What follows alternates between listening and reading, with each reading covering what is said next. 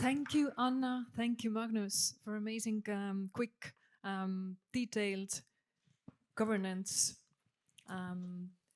overview for all of us. And especially we are grateful for this experience in corporations. So our next panel discussion is held again as a hybrid. And we're going to invite here Dima together with his participants in the panel. And the topic is DAO really decentralized? Yeah, but do you understand that? Like, is it decentralized? I mean, One thing you're going to hear so much today, by the way, decentralization, right? And that's why we have put together this panel. So we can understand more in deep, like if DAO is really decentralized. So yeah, let's welcome the panelists. Yeah, please join us. So Dima, as a moderator, and with us on stage will be also Magnus, please. And Jean-Marc, please. Enjoy the stage. And online with us will join Connor. And we hope also to see Eyal from DeepDAO. And please make introduction for yourselves so everybody could know and understand who are you guys. Thank you so much. Enjoy the stage. Thank you so very much. Welcome everybody to the discussion on decentralization of DAOs. I hope you all are having a good time. I don't know about you, but I love the slippers. I think that's like the best feature of today. I'm really enjoying it. Looking forward to our discussion today. So let's do a short run of introductions. I am Dima. I run Earthians, which is a decentralized company, but not a DAO. How about yourself? Yeah, Magnus, I had a let's brief start with you. introduction, but I'm the Nordic blockchain and innovation lead at EY, Ernst & Young. So I started a Norwegian blockchain department there in 2015.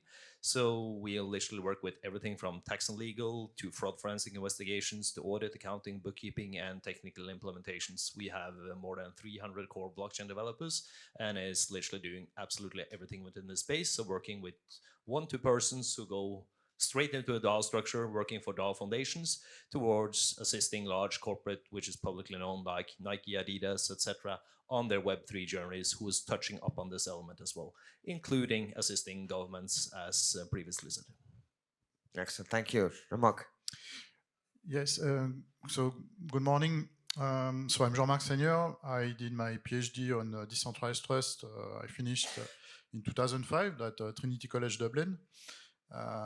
And then after I joined University of Geneva, and in 2018, we started the blockchain certificate of advanced studies. So it's a course that you can attend online. We teach via Zoom in English. You get knowledge of technical, business, and legal aspects from the perspective of different countries, because of course we cover a lot Switzerland, Swiss law, but also other countries. And so it's 12 European credits. You don't need to be based in Geneva, and then you can follow this course. Awesome, thank you so much. Professor of blockchain, that sounds amazing. Good to have you with us. Let's move on to our online guests. Just to make sure we are connected. Connor, if you may introduce yourself. Hey, can you hear me? We can, loud and clear. Oh, so just a disembodied voice that lives above you. I don't know, I don't see myself on the back screen, but maybe you guys can see me elsewhere. I'll get rolling anyways. Connor Spelliscy, I'm the co-founder of industry associations in the space, the Blockchain Association and the Canadian Web3 Council. I also run an organization called the DAO Research Collective. And at the DAO Research Collective, we've identified that a lot of the research that DAOs pay for is the same. I mean, given the early stage that we're at, and I come at it from the perspective of a former lawyer, appreciating that, we'd actually just sell very similar memos to clients. Despite their differences, there'd just be very little tailoring in those memos. So I got together with a group of people and said, well, why don't we pool some capital together and pay for some research in the space to help expedite the quality and level of research as much as we can. And so we started the DAO Research Collective, and we've since received funding from several DAOs and the Ethereum Foundation. And what we primarily focus on now is accelerating DAO functionality through that curated and grouped research. And we have a searchable research platform for DAO information. And we also have started to identify, we need to bring more academics into this space. And so we've hosted more and more events. We've hosted a couple with Stanford, one virtual and one at Stanford University. And we're hosting an event with Harvard Kennedy School next week as well, trying to bring more industry folks in connection with professors who are starting to work in the space. Nice to be here. Awesome. Thanks, Connor. And last but not least, Eyal, please let us know a little bit about yourselves and what you do. Hey everyone, joining Connor with a reaction to the voice. But anyway, I'm Eyal. I'm the founder of DeepDAO, and what we do is we aggregate DAOs and analyze DAOs, and we're the largest in the market for that. We currently have several thousands of DAOs on our platform. DAO treasuries just crossed $20 billion on our platform, which is amazing. So there are over $20 billion currently managed by DAO communities. And there are millions of votes and millions of voters and a lot of activity. So it's amazing to see that DAOs are booming even in our bear market. Awesome. Glad to have you with us as well. So let's get to the panel. Before we start, short disclaimer, no AI generated answers, please. Only your real thoughts, opinions, and feelings. And to get things going, I want to start with a bit of icebreaker questions. So I want you to answer on a scale of 1 to 10 to 2 questions. So I want to know where we stand here, right? So how much do we need DAOs to solve our society's problems? Where 1 is like most useless thing to talk about, and 10 is like, well, that's the thing that's going to solve all humanity's problems. Just give me a number. No, need in terms of now, 5, or forever. Okay, all right, I'll take that. No. In what timeline? Oh, timeline. Do we need it now? Or are you asking let's do in infinite time? Let's do 10 years. How about 10-year timeline? And the first question was how much we needed? How much do we need it? Yes. I would say in 10 years' time, I would say we need it at a 7. At a 7. Excellent. Jean-Marc? To me, I think we need to define it more clearly before we can say if we need it or not. Okay. Lawyers and academics. Lawyers and academics. The answer it depends. We just need a politician. It costs here. you money. And then it will be good. I'm gonna squeeze a number out of you. Gut feeling number. I cannot give a number because we don't know what it is about, right? I represent him, so. Okay, I'll take that as lambda number. 5 then. 5 is good. All right, there we go. That will be 5. Eyal, how about yourself? If you can hear us. Yes, I can. I don't think DAOs are going to solve all the problems of the world, but they are needed. They solve several essential problems. And so I would say anywhere between 7 to 8. 7 to 8. Excellent. And Connor, last but not least. Yeah, I'm also a former lawyer, so I'm with Jean-Marc. I want to define everything before I get into it, but I'll give you an 8 as well. Excellent. All right, so we got a good mix. I'm a moderator, so I don't count that much, but I'm going to be at a 2. Just for, creating the critical mass here. All right, so let's jump into the discussion a little bit. And I really liked one of the questions from the previous panel that was asked, and I want to go a little bit more deeper into it, right? Like, why do we even need it, right? Like, the numbers are quite high. We have 7s, 8s, 2 unknowns, which is a 5. And so, like, why are we talking about this? Why are all these people gathered here? Like, what are we really solving? Why is it so high? Maybe we can start with where Eyal, because it was at number 8, right? So like maybe you can give us your opinion of why you feel that it is such an important thing that we're doing here. Because people are managing themselves, and people are gathering in communities and creating. I wouldn't call it a DAO for a second. We're creating a culture and an environment for managing assets together. And some of these assets are tangible, like treasuries, and others are just gold, like research, for example. And so people are doing this all over the world. You can see that I think 600 million Facebook groups, and these are groups of people that do things together. And what they do together and the tools that they have on Facebook, for example, is very limited. Basically, it's likes and shares and sharing opinion. And what DAOs do, the DAOs take this to the next level. They actually allow you to create assets and manage assets together, tangible assets. So this is why people are calling DAOs companies, which I think is even that is not general enough. So one kind of answer is that this is the culture that is being built, it's created, it's happening. I can throw a theory at you that this has been going on for centuries now. People are creating groups that are stronger and stronger, and so DAOs are part of that. Now, to answer a specific question, why DAOs on blockchain, and I think in one word, it's transparency. You're asking, are DAOs decentralized or centralized? You should ask this question about any other form of people gathering together. Are states decentralized? Are companies decentralized? And it's a difficult question to answer when you're looking at a situation where the data is opaque or very, very complex. And with DAOs, things are on-chain, or maybe they're not on-chain directly, but the ethos of the ecosystem is that they would be transparent. So you can get to this data and you can formalize it, and you can formalize answers to this question in a way that is much easier than it is in any other kind of grouping. So this is, by the way, was the primary mover for why we created DeepDAO, to allow you to get to this data and be able to answer this kind of questions. Okay. And I can go on and on and on, but not right now. Thank you. Thank you. Anyone else from this side who want to add? Yeah, no, I normally say that I believe that the mechanisms of DeFi, decentralized finance, is the future of finance. Not the protocols that we currently have out there today, but the mechanisms. And in the same way, I believe that the mechanisms of DAOs is the future of business.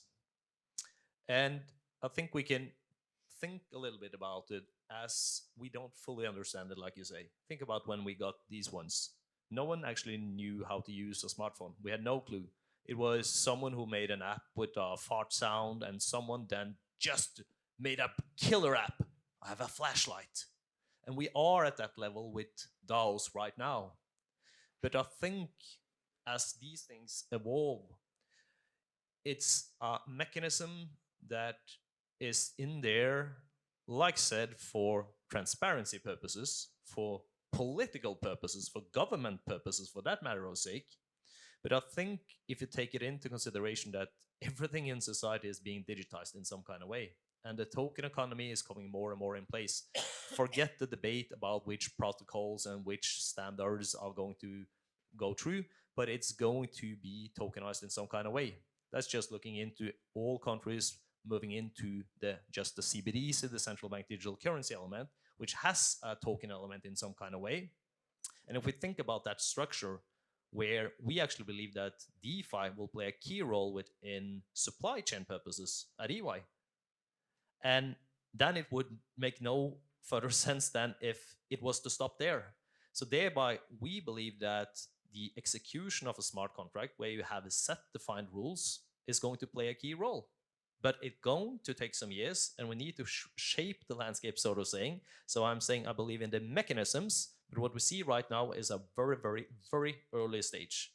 So in the long term, I see this one as a much larger society ecosystem that will play a key role, because we are all using token elements, whether or not that's on the centralized system from the governments of CBDCs or private sides on government maybe supported stablecoins, or on the other side, the crypto element of going into that one as well. So thereby I see sort of the dots being connected in also the governance and the structure of how the setups is run. What brings me to a question here is, what both you and Eyal kind of said is that, well, the mechanisms that you focus on, right? In some sense, we've had many of them for hundreds of years, right? We've had artist collections, we've had collectives, we had, farming unions, we had all kinds of organizations that were governed through voting, membership organizations.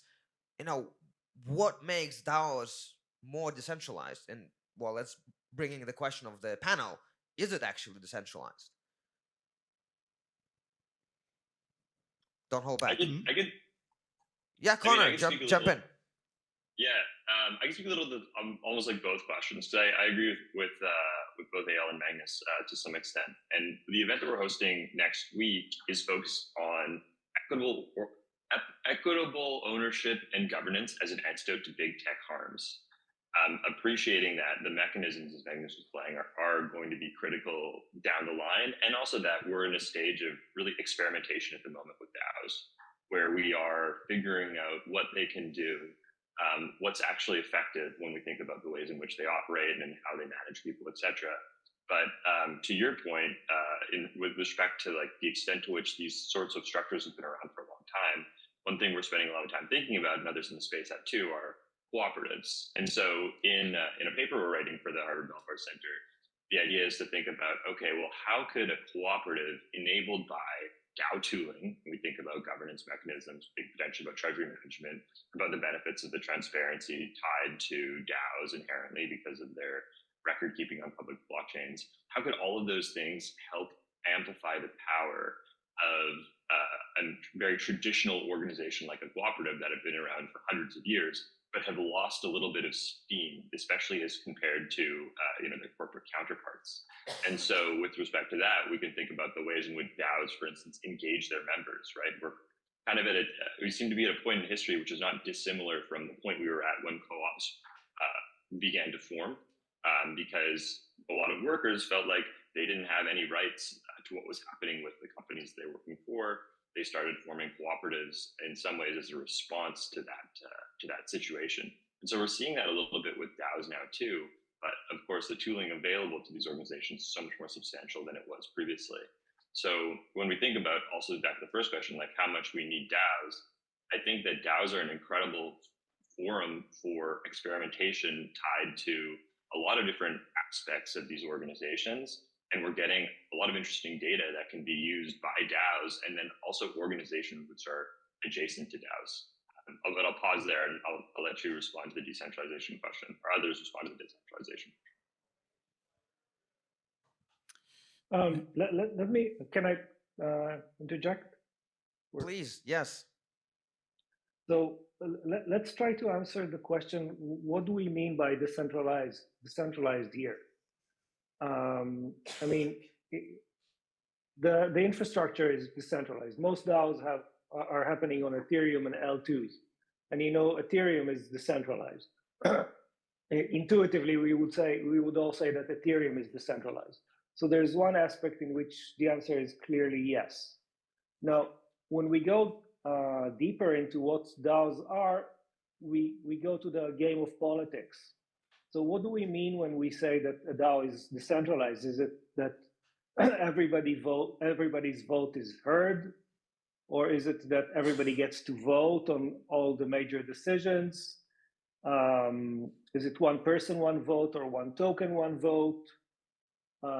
Is it that the community gets to have a say in major decisions? Or is it just getting a chance to have a feedback?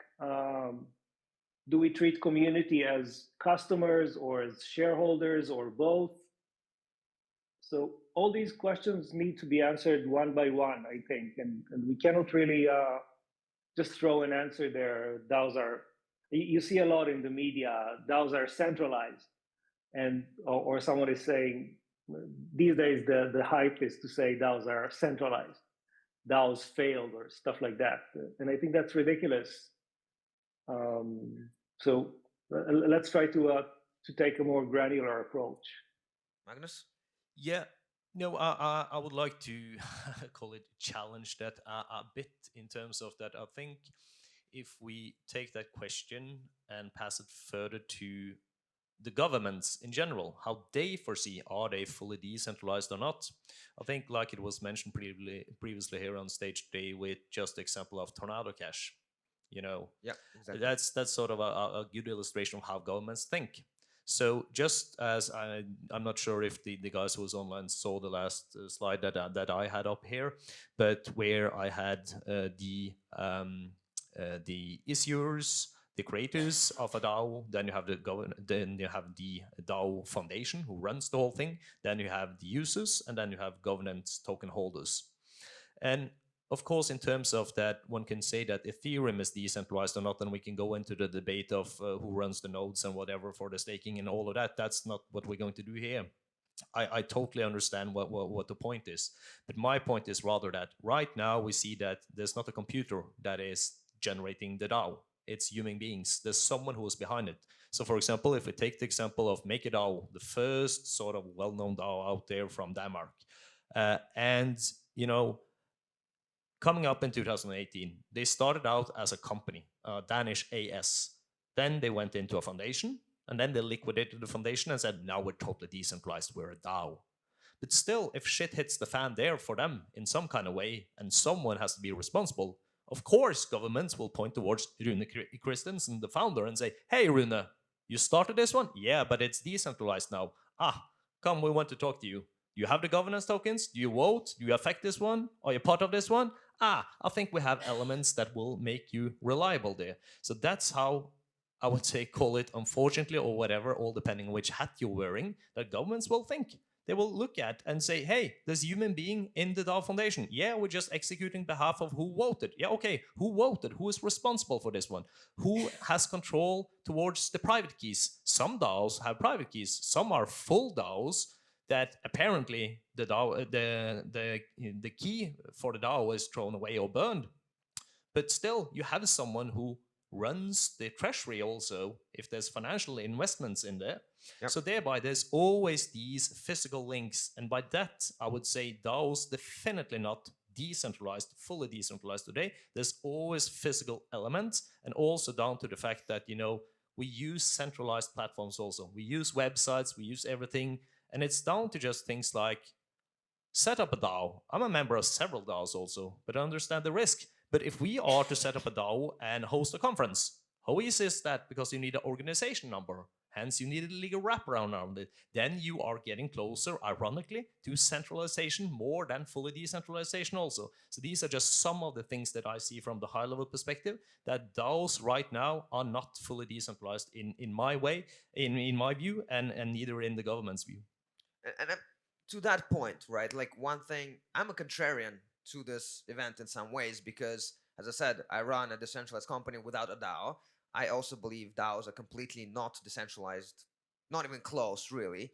But at the same time, I believe that there's something here in the ethos that is extremely important for us to explore, but we do need to solve some problems, right? The problems of the fact, well, it doesn't matter if it's a DAO or not, but if somebody controls 40% of the votes, it's not really decentralized. Sometimes I've had cases I help startups sometimes, where a startup in normal shareholding, somebody has 6%, but the two co-founders always fight. So he has all the control because he is the split vote all the time. So sometimes you don't even need to have 40%. And DAOs have the same problem very often. So at the same time, I'm thinking like, okay, but what can we do to do that? And why are we doing that? And I think we still haven't answered that question of why. And my theory is, and maybe that's what I want to put to the panel, is like, are we trying to solve the issue of somebody telling us what to do? Are we trying to somehow remove authority and become free acting agents? Is that what DAOs are really trying to do? Or is that what we should be trying to do? What's your take on that? From a research point of view, so that we have done for more than 20 years, when we talk about decentralized, we mean that we have a system where we have peers or nodes or users, and these ones have all the same functionalities and resources. So meaning that we are more in, let's say, in a democratic situation where each node has the same resources.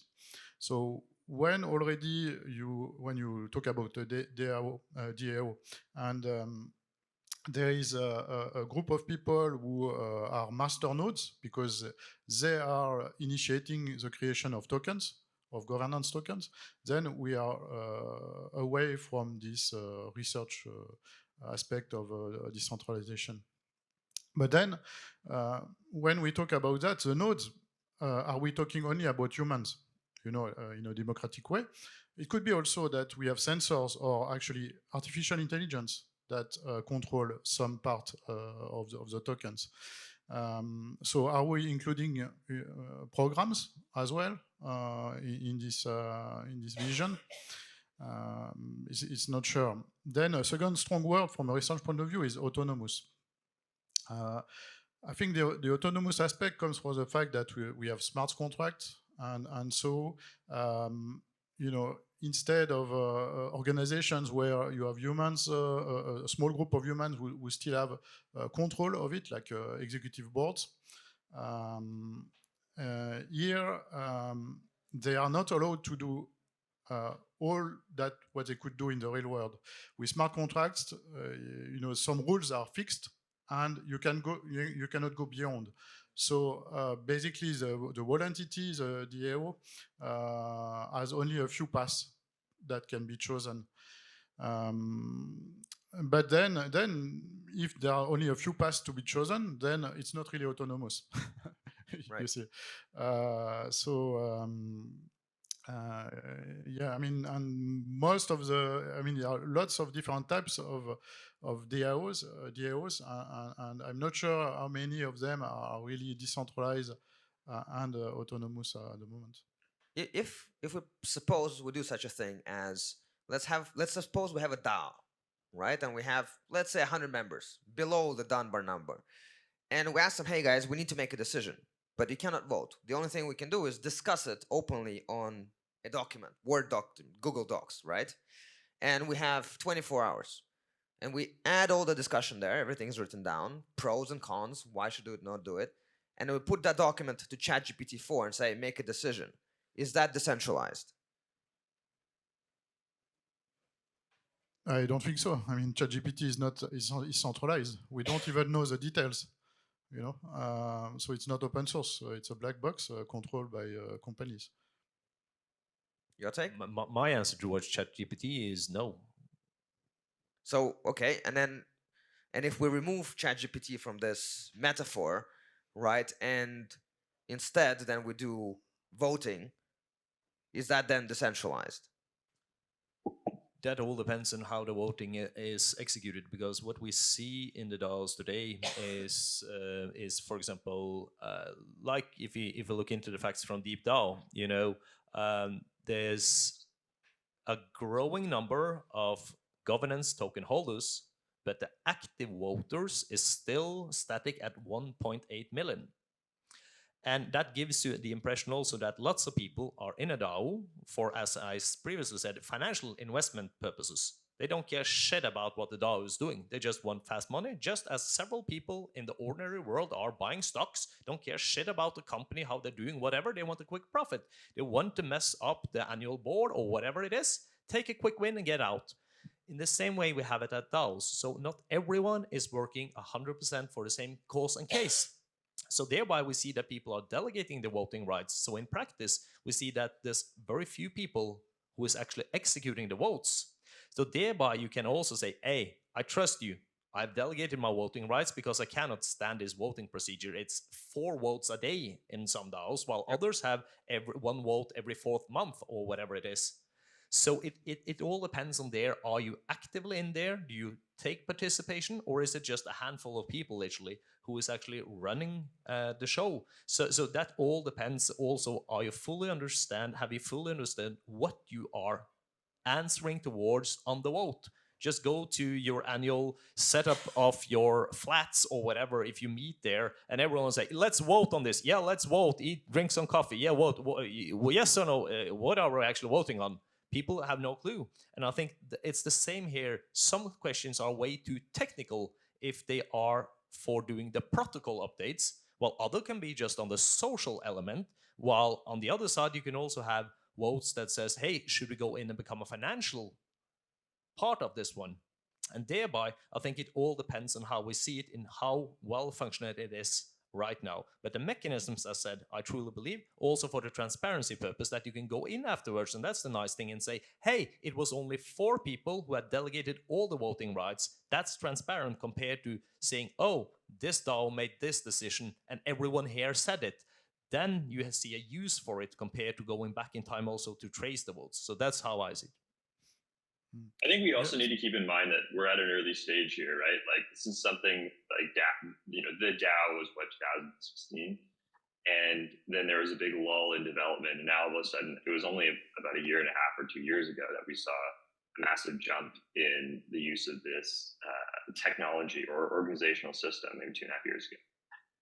But a lot of it is really primitive. Like, we look at obviously compound governor and the one token, one vote model, which many of the largest DAOs copied, and there are issues with that, of course. But this is something that is very much new, and we're seeing innovation, we're seeing iteration, but a lot of the biggest organizations just followed on because it was the easiest thing to do. If you're a 25-year-old developer who has no sense of a governance system, I think you just copy what came before, right? But we're starting to get more people in the room who understand governance, both like political and corporate governance, and are thinking more critically about how to apply that to DAOs. A great example is Andy Hall, who's a professor at Stanford, business and School of Political Science. He works a little bit with A16Z. He works a little bit with MakerDAO and others. But these are the kinds of people who are not there, when young developers were setting up governance structures for what became massive DAOs. These are people who have shown up relatively recently to think critically about what are these forms of organizations? What do they resemble? How can we take lessons from past precedent and apply them to DAOs? And then also thinking about like the different, when talking about decentralization, we talked a little bit about technical decentralization. I think we talked a little bit about economic decentralization with respect to who controls what portion of tokens, and then also legal decentralization. When we think about the way in which the average government would think, is this something that is decentralized? Because a lot of people, when talking about decentralization, are doing it for purposes of the Howey test and reflecting on, okay, does this DAO rely on the efforts of others? Like, is it meeting this prong of the U.S. securities test? So that's the context in which they're thinking about it. And we in this space really steamroll over details a lot.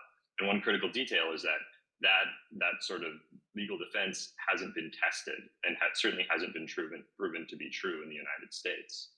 So when we're talking about decentralization, I think we need to take about 20 steps back and identify, okay, what is the goal of our identifying decentralization? Because if we're saying, okay, 5 people control a DAO, is that decentralized? Like, against what? Like, as compared to what? Full decentralization, I think, is a silly thing to say, because what is fully decentralized? So I think we have a long way to go. And if you're approaching this as a policymaker by looking at the space and saying, is it everything we've ever wanted it to be right now? Then you're going to be very dissatisfied, and you'll find an opportunity to stand in a soapbox and complain about DAOs.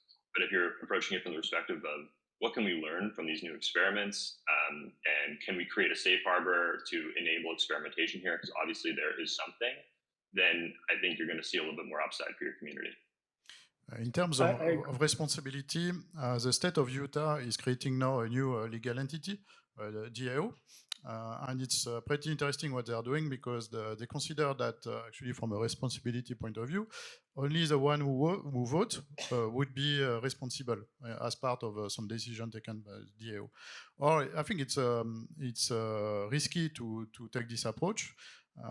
Why? Because sometimes, you could have an entity owning 70% of the governance tokens, and many times, these tokens are linked to interest and making profit, actually. So we are far from just a governance token. It's also to make profit, and maybe they wouldn't vote. So only maybe 20% of the smaller entities would vote, and in Utah they wouldn't be responsible. They would get 70% if they have 70% of the voting power, but they don't vote. They would have 70% of the profit, and take no risk. So to me, I think from the different types of real legal entities that exist, for example, in Switzerland, even in Switzerland, it's not well defined, you know, or from a law point of view, a DAO doesn't exist. But then how you could try to do it. So of course you have the company, limited responsibility. You have the association. But an association, you should look at the rules of the association, because some association could be democratic by default, but sometimes you could put rules, you know, that you keep all the power, right? So you should be careful about that. The problem with association, which is the most democratic way if the rules are well written, is that, and in many countries, not only Switzerland, but you know, you have a board. And actually, most of the members would have less issue than the board, because still in the real world, the board is more responsible.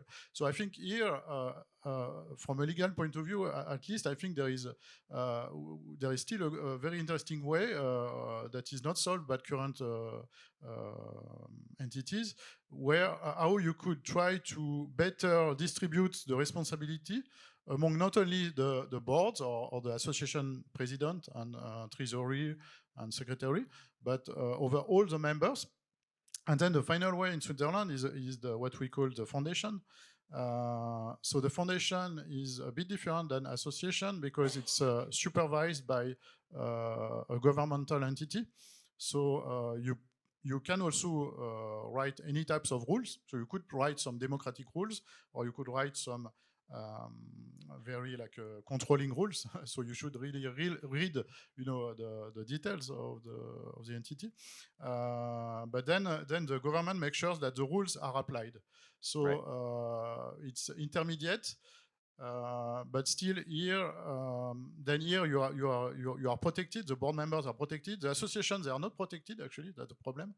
From your board members in associations could be responsible not only based on the amount of money the DAO has, but also on their own money, which is a very big risk. So then it's not very well suited. I feel there's a lot to talk about when it comes to responsibility and individuals taking responsibility. And I think that's one of the issues with democracy in general, is, although not to say that I don't like democracy, but one of the issues is that you put away your responsibility, kind of go like, well, you know, I don't want to care about the problems in the neighborhood. I'm going to vote for the politician and they have to take care of it.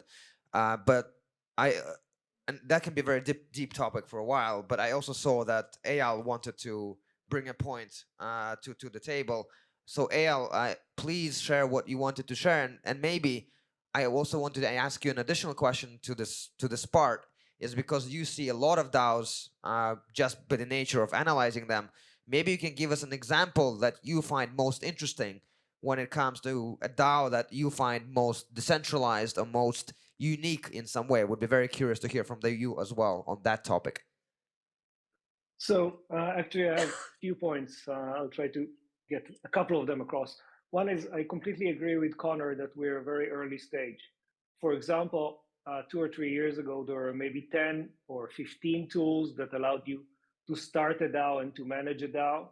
Today, there are over 100 tools listed on DeepDAO, and this is a curated list. So DAOs, so these are tools for DAOs that are actually functional. And that's a lot more than we had 2 years ago. And we know about hundreds of tools in development. So DAOs are becoming more and more able to do several things of management, like creating a DAO, deciding on a voting system, creating treasury in various different ways, managing this treasury, managing payments, managing reputation for members. And all these aspects are really important, and they're part of what makes a group into a group. And to me, they're part of decentralization. Now, Magnus was saying that only a few people vote in a DAO, and because the others don't understand what's involved, and they don't care. Now, this problem exists in the real world. It's called the problem of expertise. It's difficult to take a decision or to take even an opinion about things that are complicated. This is why we do delegations. This is why we do what you said about I don't vote. I don't care about what happens in my neighborhood. I delegate my power to someone else. This is a real problem. It's not a problem that DAOs will magically solve. But what this this dynamic causes often is it's creating an invisible elite. This is not my term. It's a term that was coined in the 1970s by someone in the women rights movement. So in groups, there is an invisible elite that decides what's happened, and it's difficult to say, okay, you guys are making all the decisions, but you're pretending that this is a decentralized group, and this is a problem that in DAOs is being solved. There's no way to have an invisible elite anymore because everything is visible. You can come here and say, okay, one person owns 38% of the voting power and another person owns 20%, and these two are always voting together. So there's a coalition that controls the DAO of two people. And you can see all this on DeepDAO. So these two people are no longer able to be invisible. And it's meaningful both in big DAOs and that have a lot of money, and it's also meaningful in DAOs like a DAO with 100 people that you were saying that uses a Google Doc for discussion. In such a DAO of 100 people, there would always be 4 or 5 people that shoulder much of the responsibility, and they would not necessarily be visible to anyone, and that's not possible anymore with DAOs. Which DAOs do I think is interesting? I'm supposed to be neutral and love all DAOs, and I do, and so I'm not going to just say a couple of them. But if you go to our DAO feed, at the top you can see that some DAOs are voting a lot more than the others. And in some DAOs, like Magnus was saying, there are three decisions a day, maybe 15 or 20 or 30 decisions a week. And I think these are the meaningful DAOs that are very interesting to see how they manage themselves and what is each of the decisions being made and what's being decided and how many voters are on each decision, and how does this go on a long term. And just one more thing. So we just added Arbitrum and Optimism. And if you look at both these DAOs on DeepDAO, some of their decisions, there are already dozens of decisions, dozens of proposals, and some of them have like 50 or 60,000 voters. I mean, this is mind-blowing to me. 50 or 60,000 voters on decisions, one decision after another.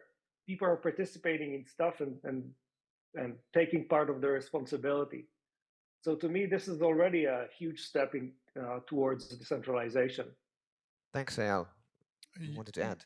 Okay, so we talk a lot about governance tokens, but there are also another type of tokens that are also maybe better legal or in some countries, security tokens. Security tokens are shares of companies, exactly, but you can create millions of them, and you can ask your shareholders, millions of them, to vote via an application. And even in Geneva or in Switzerland, there are some providers for that. This is completely legal. It's recognized as a company. And so then when you have profit, you get profits as dividends of a company. So yeah, to me, I mean, this is also possible with something which is already legal to have millions of shareholders voting for some decisions in a company and getting their profits or the dividends when needed. So yeah, this is fully legal. Then sometimes, then why would we need or would we call a governance token if this governance token is also not only to vote but to get some profit? Yes, thank you so much. We're coming to a close and getting close to lunch, and I'd like to maybe put a bit of a summary. And we talked about a lot of very interesting concepts in terms of why do we need DAOs, whether they're actually truly decentralized, and what are they going to bring to us into the future. As I said, I'm a bit of a contrarian, so I would like to maybe propose a way to discuss things during lunch for all of us, is because, I'm very curious about the human element, and I wish we talked a little bit about it more in the panel. But my feeling is that we talk a lot about the tech, the tools, the tokens, how do they work, how they think. And I'm like, well, what about people? People haven't really changed that much, right? And I'm very curious, like, how do we actually organize ourselves as people, and how can DAOs help us change our thinking? And that is something that I would like us to explore during lunch and think about it. For example, as I said, like, I don't have a DAO, but I have a decentralized company. How do we make it decentralized? Well, I trust everybody, and I'm not the founder in my mind. I'm going like, well, you can make any decision you want. We don't have to vote, right? Just go and do it. I trust you. You know your stuff. Why should we vote on stuff? You know things. So I'm decentralizing by just going like, everybody's responsible. I don't know if it's a smart way, but I think there's a mix between technical decentralization and human decentralization. And I guess that would be something interesting that for us to discuss during lunch. So thank you all for participating. I hope you have a beautiful event. Thank you for everybody being here, and to the organizers for making this happen. And let's go to have some lunchtime. Not yet. Thanks, everyone. Thank you. Have fun. Thanks all. Thank you to the online group as well. I hope you have good lunch at home. We'll try. Thanks. Thank you, panel, and thank you Bye-bye. for joining us online as well. So, yeah, now it's time to move. Excellent. The chair is too comfortable. It's really good. Yeah, I know. It sounds